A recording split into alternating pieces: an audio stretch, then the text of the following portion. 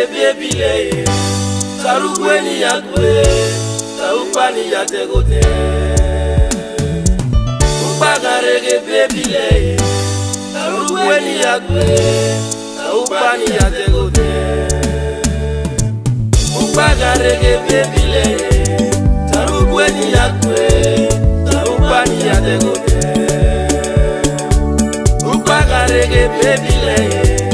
Tarugweni yakwe Tarupani yategote Ematano Tini yekwe koisa Magi bibiote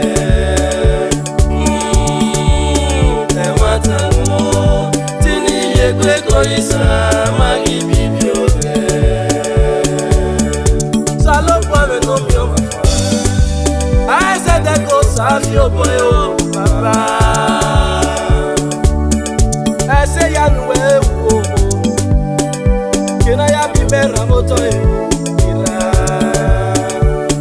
Kena ya bimera moto Osalo kwa nuwe kyo Umefi weri edewa ko Wa upani mene ya tegote Wa kwadani ya hongwe nyame yao Wa umozoni ya hongwe nyame ya Lugeki yo kwa wegi sekwe mefo Yesu Warietina la javegeri Bana kele wajere ya khomyozoe Setra meja kila beniko Agboswaya fi were Agboswaya fi were Supa Ere magi setenke mona o baba o Ebani akona lekmiya duro mekwe o Yesu Osalo panu weki metenege yo Teki yo kwa weki sekwe mefo Yesu Ibieto nirewo ibo kenirote Nigeria Wala wo wajakele mweti nya osarenera yo Nage fio boya menoro Mewa mana webi na webe iwo no konkoro Agire o suwa Nosari emeso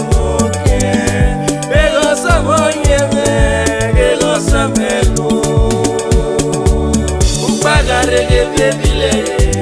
Tarugweni yakwe Taupani yategote Upaga rege bebile Tarugweni yakwe Tarupani yategote Ematano Tini yekwe koisa Magi bibiote Ematano Tini yekwe koisa Magi bibiote Oye mete menitana Akwa mesena wewe Akwa mibeni Yesu mwe Venao Ina wala kukopi Akwana kele dori ekomi Ewu Medo kwa mwe o papa Nuna rupa mne upa nuru yeda kume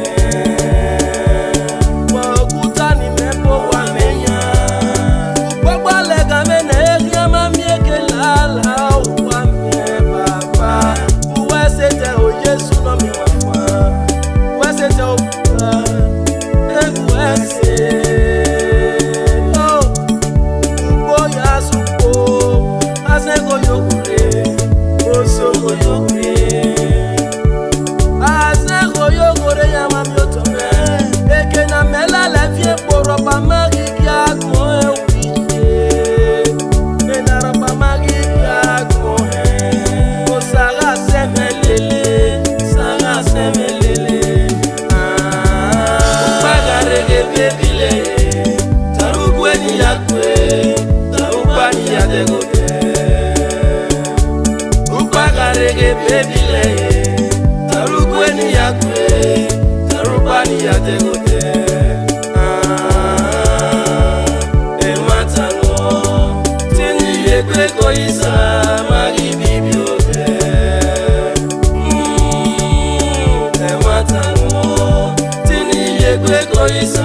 Magi bibiote Osaga wani yakwe Yo wekwe ni yabero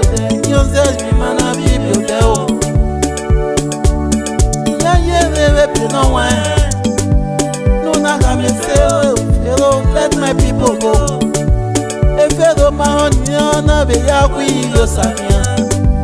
ebyo sana fefero asana to ibyo sana kele kwabe agongo kia osara simalele nia o osara simalele muda upagarege bebile tarugweni yakwe tarubani yadegote upagarege bebile tarugweni yakwe tarubani yadegote